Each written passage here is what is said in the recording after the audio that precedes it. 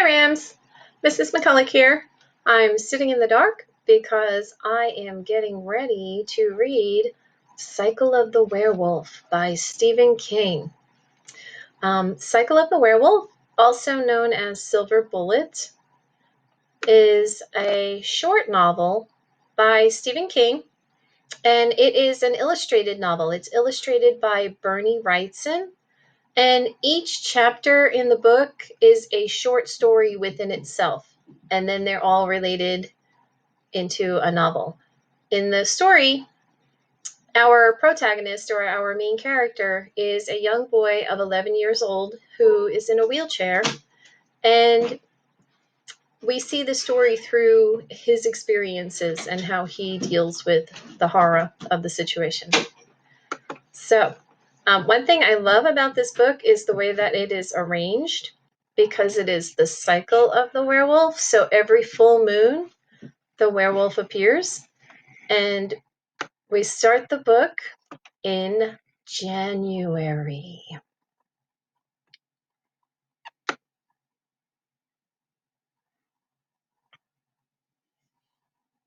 Somewhere, high above, the moon shines down, fat and full.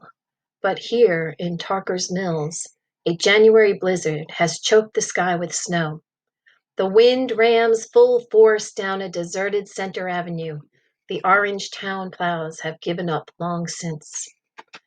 Arnie Westrom, flagman on the CS and WM Railroad, has been caught in the small tool and signal shack 9 miles out of town. With his small gasoline-powered rail rider blocked by drifts, he is waiting out the storm there, playing last man out solitaire with a pack of greasy bicycle cards. Outside, the wind rises to a shrill scream. Westrom raises his head uneasily and then looks back down at his game again. It is only the wind, after all. But the wind doesn't scratch at doors and whine to be let in. He gets up, a tall, lanky man in a wool jacket and railroad coveralls, a Camel cigarette jutting from one corner of his mouth. His seamed New England face lit in soft orange tones by the kerosene lanterns which hangs on the walls. The scratching comes again. Someone's dog, he thinks, lost and wanting to be let in. That's all it is. But still, he pauses. It would be inhuman to leave it out there in the cold, he thinks. Not that it is much warmer in here.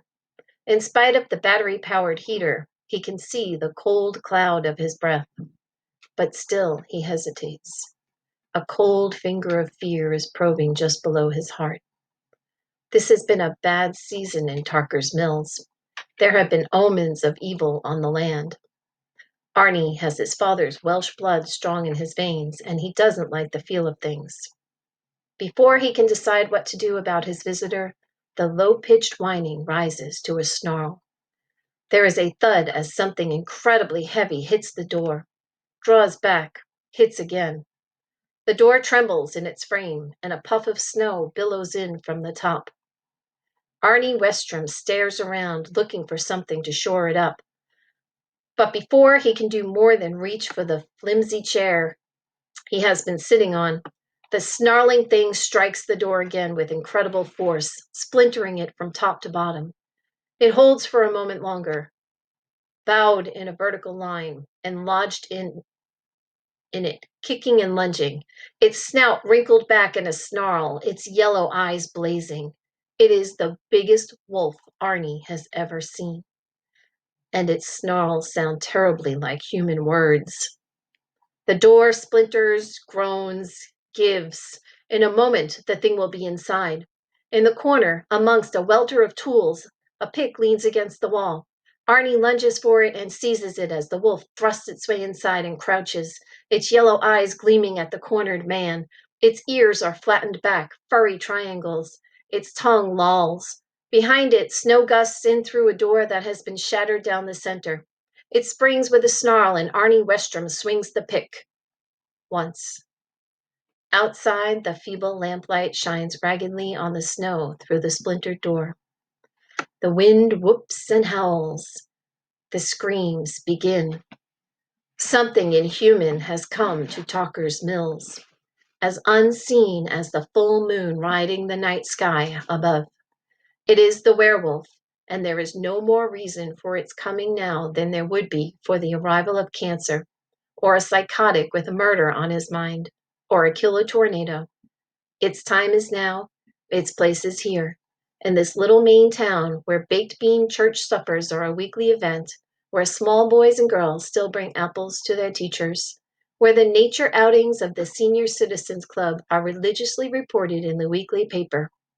Next week, there will be news of a darker variety. Outside, its tracks begin to fill up with snow, and the shriek of the wind seems savage with pleasure. There is nothing of God or light in that heartless sound. It is all black winter and dark ice. The cycle of the werewolf has begun.